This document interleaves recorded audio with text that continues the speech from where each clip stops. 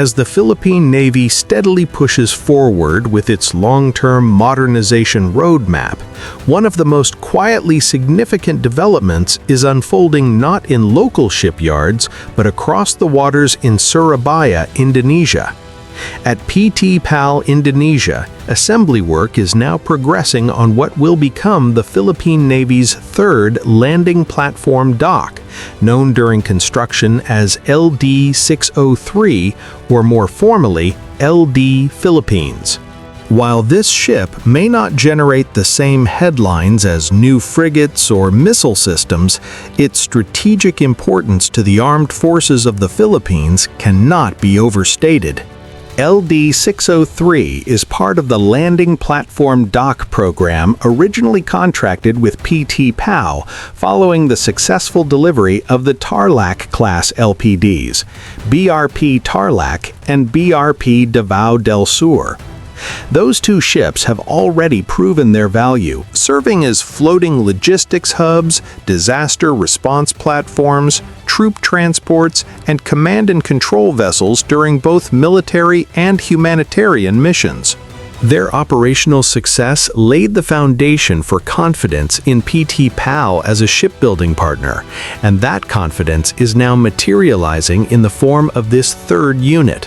As of the latest updates, LD-603 is now in its assembly stage, with major structural sections already taking shape inside PAL's shipyard.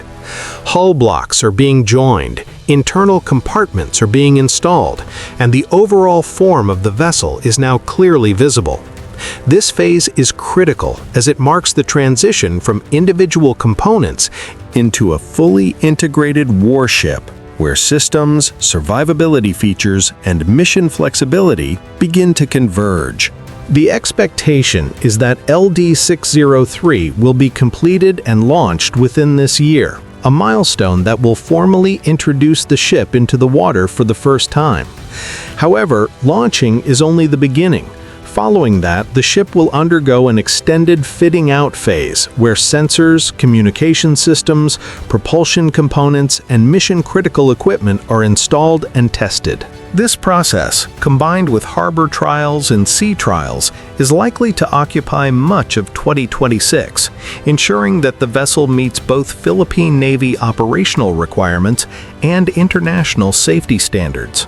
While some may view the extended timeline as a delay, it is more accurately a reflection of methodical capability building.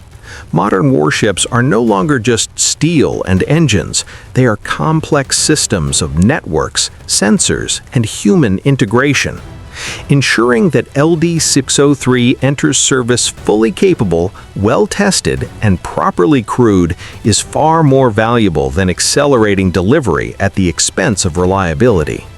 As assembly continues at PAL, each completed section of LD-603 represents another step toward a more capable Philippine Navy, one that is increasingly prepared not just for today's missions, but for the evolving security environment of the Indo-Pacific.